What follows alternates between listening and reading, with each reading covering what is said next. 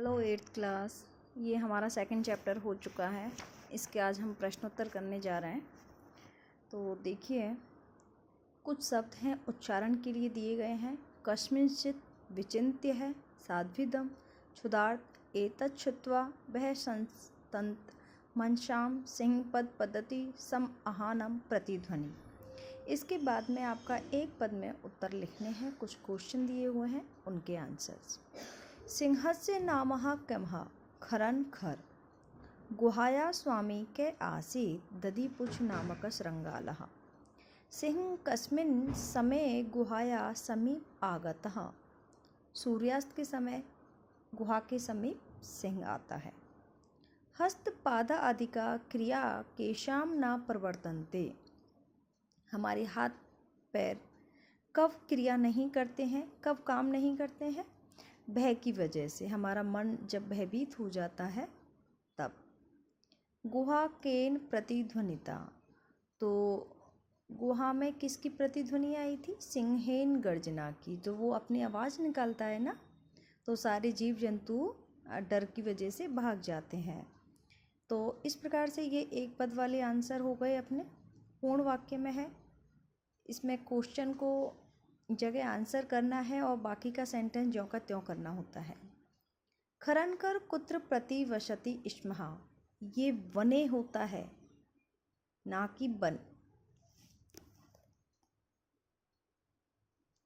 वने। खरनकर कुत्र प्रति वसति स्मः, कहाँ पर? खरनकर वने प्रति वसति स्मः। महतीम गुहाम दृष्ट्वा सिंह किम अचिंत्यत, तो उसने क्या देखा था, वहाँ पे क्या विचार किया था? तो ज़रूर इसमें कोई आता है। तो ये आपका सेकंड क्वेश्चन है आपका। तो यहाँ आ जाएगा आपका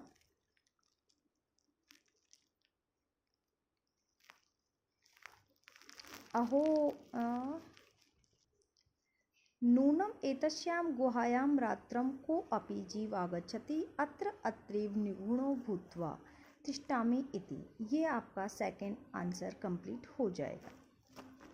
नेक्स्ट है आपका श्रृंगालः कुत्र पलायते, यानी कहाँ चला जाता है? गुहा से बहुत दूर चला जाता है, उसके बाद में पलायतः श्रृंगाल करना है।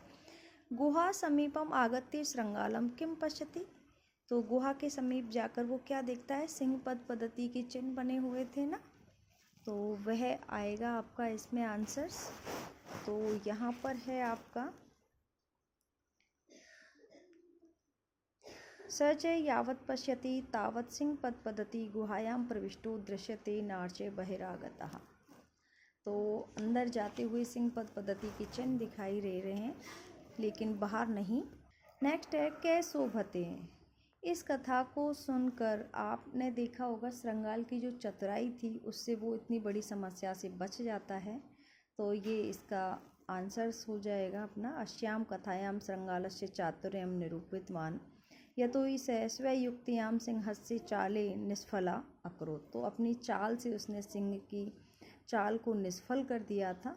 इस प्रकार से ये हमारे क्वेश्चन कंप्लीट। कुछ यहाँ पर प्रश्न दिए हुए हैं जिनके आधार पर हमें क्वेश्चन निर्माण करना है। क्षुधार्तः सिंह कुत्रापि आहारं न प्राप्तवान।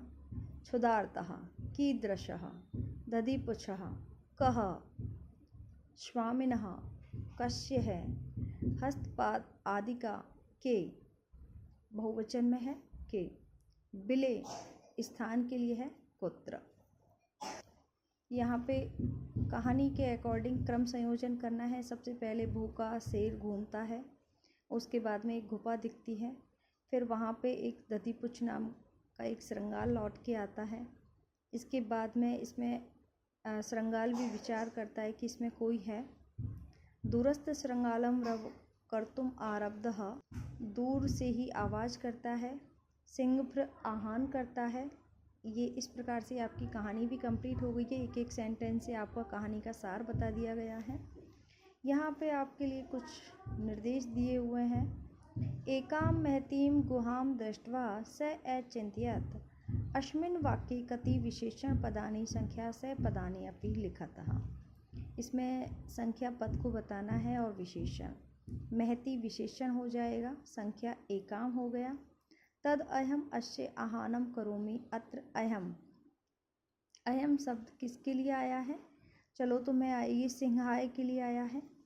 यदि त्वम माम न आहयसि, यदि तुम मुझे नहीं पुकारोगी, ये किसने बोला था? श्रृंगाल ने गुहा के लिए बोला था। इसमें कर्तृपदम क्या होगा? तो इसमें त्वम और माम आ रहा है, तो इसमें कर्तृपद श्रृंगाल होगा कि श्रृंगाल गुहा को पुकार रहा था। फिर है सिंह पद पद्धति गुहायाम प्रविष्टा दृश्यते अस्मिन् वाक्ये क्रियापदम किम।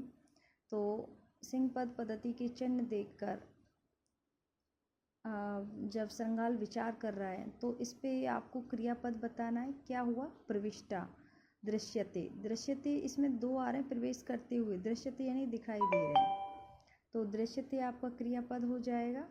वने अत्र समस्थस्य शम आगता जरा, इसमें अव्यय पद होगा अत्र। इस वन में मुझे रहते हुए बुढ़ापा आ गया, लेकिन मैंने आज तक गुहा की आवाज़ न सुनी है।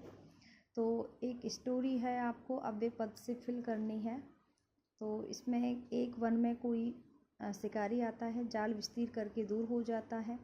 क्रम से है यानी तुरंत ही, यानी क्रम से आकाश से सपरिवार कपोतराज वहाँ नीचे आते हैं और कपोतराज वो कपोत बहुत सारे चावलों को देखकर लालच उत्पन्न हो जाता है, पर उनका जो मुखिया है वो सहमत नहीं होता है। तो उन्होंने एक बार मना भी किया, तो यहाँ पे कोई मनुष्य नहीं है और यहाँ चावल कहाँ से संभव हो सकते हैं, हो सकता है किसी की चाल हो। तो तहिर राज्य उपदेशम ऐश्वर्य, लेकिन राजा की बात नहीं मानते हैं और सभी वो जाल में फंस जाते हैं।